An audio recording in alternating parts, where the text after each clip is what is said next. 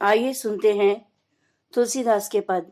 यह पद ISC board के पाठ्यक्रम काव्य मंजरी से लिए गए हैं।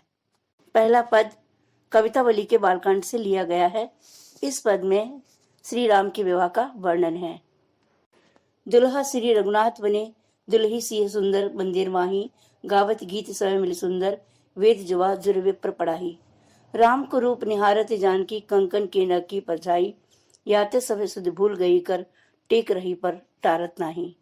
कठिन शब्दों के अर्थ हैं निहारत यानी निहारना या देखना, नग बहुमूल्य पत्थर, नगीना जो आभूषणों में जड़ा जाता है, कर यानी हाथ, विप्र यानी ब्राह्मण।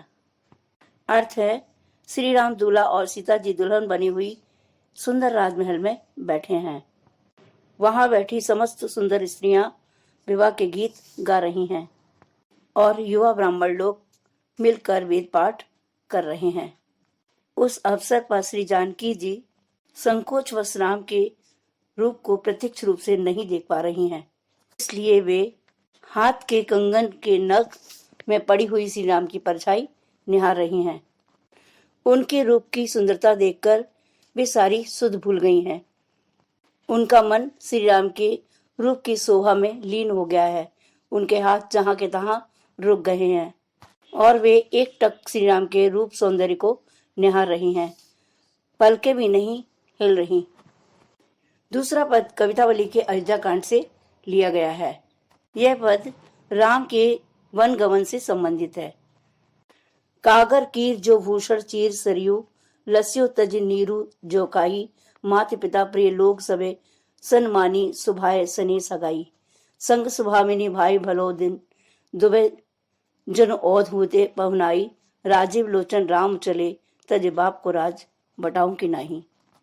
कठिन शब्दों के अर्थ हैं कागर यानी पंख, कीर यानी तोता, भूषण आभूषण, चीर यानी वस्त्र, लस्यो यानी सुशोभित, नीरू यानी पानी, काई सील युक्त पत्थर पर जमने वाली रेसेदासी घास, सन्मानी यानी सम्मान, दबे यानी दो, पहुनाई यानी अतिथि सत्कार, बटायु यात्री राहगीर, सुभामिनी अच्छी स्त्री यानी सीता, औद अयोध्या, राजीव लोचन कमल जैसे नेत्रों वाले श्री राम।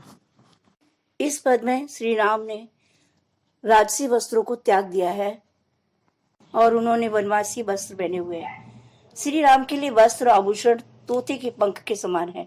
उन्हें त्याग देने पर भी उनका शरीर ऐसे सुशोभित हो रहा है जैसे काय को हटाने पर जल।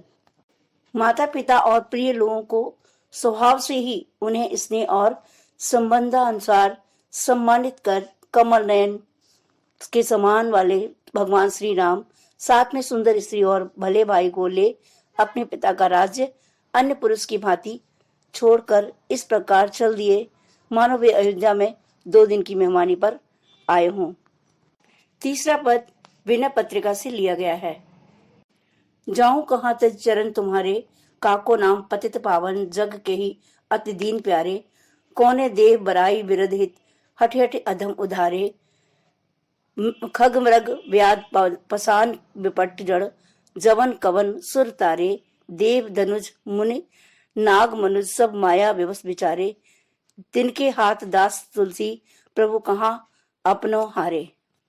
कठिन शब्दों के अर्थ है काको यानी किसका, प्यारे यानी प्यारे, उधारे मने उद्धार किया है, व्याध मने आखेटक, पसान यानी पत्थर, माया विवश यानी माया के वश में, केही माने किसे, विरध यानी कीर्ति यश, अधम यानी नीच, मृग यानी पशु, तारे यानी उद्धार किया, विटप यानी वृक्ष।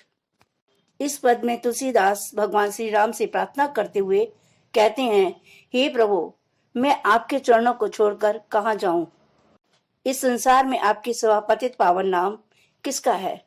आपकी तरह दीन दुखी किसे बहुत प्यारे हैं।